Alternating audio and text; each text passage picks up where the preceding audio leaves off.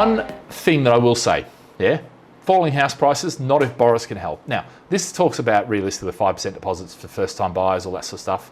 But the interesting thing I find this, but it will inflate the housing bubble. Of course, they're assuming it's a housing bubble, and pile risk on the finance industry. This is the challenge with all this sort of stuff. Okay, pile risk on. Yeah, there's more risk in a 95% mortgage because people can get in, if prices drop.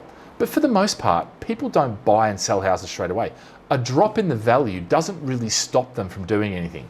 But the benefit of somebody owning their own home is massive. So for goodness sake, I'd rather have an inflating bubble because the first-time buyers are getting on the ladder than not having them on the ladder and having this disparity between wealthy and poor, just get worse. So for me, good on you, Boris, go for it. Actually make that happen because, I've always said that 5% deposit is absolutely critical. But I think more important than that, was the comment, Boris will not let house prices drop. And I think that's the key takeaway here. I don't think they will. Yeah, I think most countries around the world, their prime ministers, their politicians, they don't want massive drops in house prices.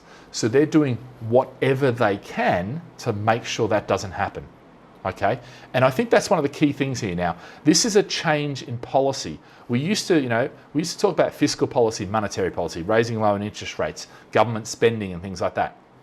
That's still the case today. But the issue was if the government spent too much and got into too much debt, then that potentially, send them into austerity for years and years and years. Look at post-World War II. That could happen. But if you look at the US, that hasn't happened necessarily.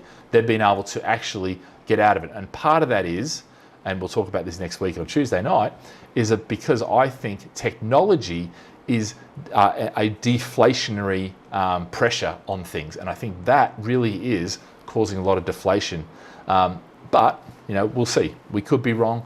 But I think that the playing field has changed and it is changing. And I think economics isn't adjusting quick enough to those changes. The base core fundamentals are still the same, but I think the application is what has changed.